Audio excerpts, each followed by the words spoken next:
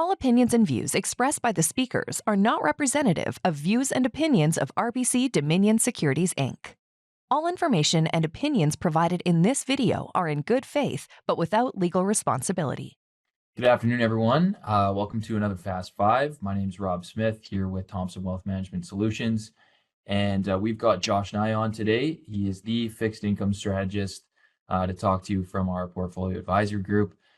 We had Josh on earlier this year, but since then, more specifically this past Wednesday, we saw a major development occur down south of the border. So Josh, thanks for coming on. Can you tell us what unfolded and why it's been so significant to all markets? Yeah, thanks for having me back on. So, the Fed finally kicked off their rate cutting cycle on Wednesday. They did so with what Chair Powell called a strong 50 basis point move. The market was pretty split going into this meeting on whether it was going to be a 25 or a 50 basis point cut.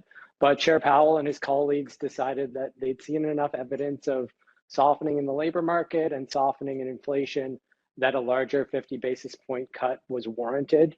I think the challenge with that was going to be explaining a larger move without sounding too panicked about the state of the US economy. And I think Chair Powell did that quite well. He said that the US economy remains strong, the labor market remains solid, and they're opting for a larger cut to ensure that those conditions remain in place. And so the equity market took that quite well. Yesterday was a pretty positive day in terms of risk assets. Bond market reaction has been a little bit more mixed. Yields have been down at the front end of the curve with that sort of slightly larger than expected move. At the longer end of the curve, yields have increased slightly, and higher yields mean slightly lower bond prices. So a bit mixed on the bond side of things, but in terms of risk assets, certainly the response has been positive. Okay.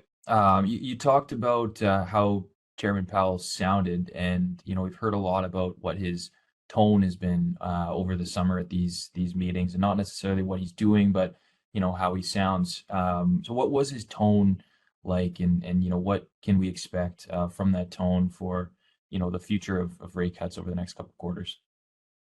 Yeah, I think a key part of his messaging on Wednesday was that 50 basis points should not be the pace that the market should assume going forward. This was sort of a one-off larger cut to start the cycle. And if you look at the Fed's dot plot, which is sort of an illustration of where Federal Reserve Committee members think the policy rate is going to be at the end of each of the next several years, they're penciling in about 50 basis points of further rate cuts by the end of this year and another 100 basis points of cuts in 2025. So that kind of backs up this idea that 50 basis points probably isn't going to be the norm going forward. Although, if you look at the Fed's action here, starting off with a 50 basis point cut, I think that's, showing to the market that the Fed is going to step in with a larger move if the data disappoints relative to their forecasts. Now, those forecasts are allowing for some further softening in the labor market over the remainder of this year, but they do expect the labor market will stabilize in 2025. And I think if the unemployment rate continues to rise next year, we could see another large move. Okay, so for our clients then, what fixed income instruments that they hold are going to see a bit of a rise in value, and where's the best spot if someone has something maturing now to put that money in the fixed income space? Yeah, so bonds tend to do well leading into a rate cutting cycle and then sort of continue to perform well as the central bank cuts rates. And certainly bond returns over the past year have been quite strong as, more recently the market has started to price in more easing from the Fed, and then we had the delivery of that rate cut on Wednesday.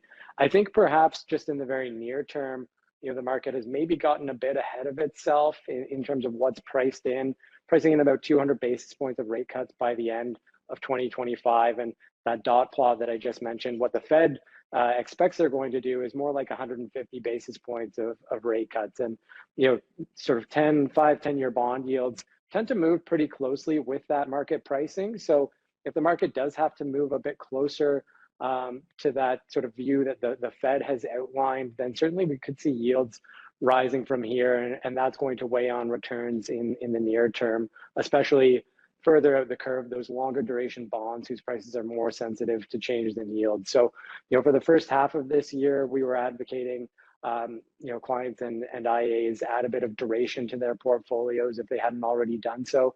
I think we're a bit less enthusiastic about doing that at this stage, just given how strong the rally has been recently and some potential for a pullback there. On the credit side of things, as I said, risk assets have responded well to the rate cut earlier this week. Credit spreads have tightened a little bit further. They do remain somewhat tight relative to their historical averages, and I think you're just not getting a ton of compensation there for taking on credit risk. So, a more tactical investor might want to think about lightening up their credit exposure at this stage, and potentially, looking for a better entry point if spreads do widen out somewhat. Okay, fair enough. And then last question here for us up here in Canada. Do these US rates kind of persuade our bond markets at all? Like, are we in a good spot independently? We had some positive numbers come out from some consumption and labor market reports up here. Where do we stand? Yeah, definitely. I mean, moves in treasury yields have a significant impact on the Canadian bond market. Former BOC Governor Stephen Poloz used to say that Canada imports about 2/3 of any change in US treasury yield. So US 10-year yield falls by 10 basis points. You might expect Canadian yields to fall by 6 or 7 basis points, just as a sort of rule of thumb there. And the market, I think, also tends to look at what the Fed's doing and say, okay, what does that mean for the Bank of Canada? The fact that we had a 50 basis point cut from the Fed, does that increase the odds that the Bank of Canada will cut its policy rate by 50 basis points at its next meeting in October? Certainly, the Bank of Canada started its rate cutting cycle ahead of the Fed. The BOC has already cut by 75 basis points since June. I think whether we see a 25 or a 50 basis point cut in Canada next month is really going to come down to the economic data.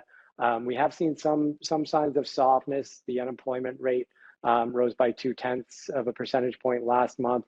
There are some indications that Q3 GDP is going to fall short of the Bank of Canada's estimate, which kind of looked on the optimistic side. You're right, we did have a bit of data this morning on the retail sales side of things that was looking somewhat healthier, but I do think the door is open to a 50 basis point rate cut here in Canada in October. Okay, right on. Well, thanks so much, Josh. We'll leave it there for today. If anyone has questions, of course, we have Josh as a resource to bounce our ideas off of. And yeah, appreciate everyone for watching. Thanks, Josh. Thank you.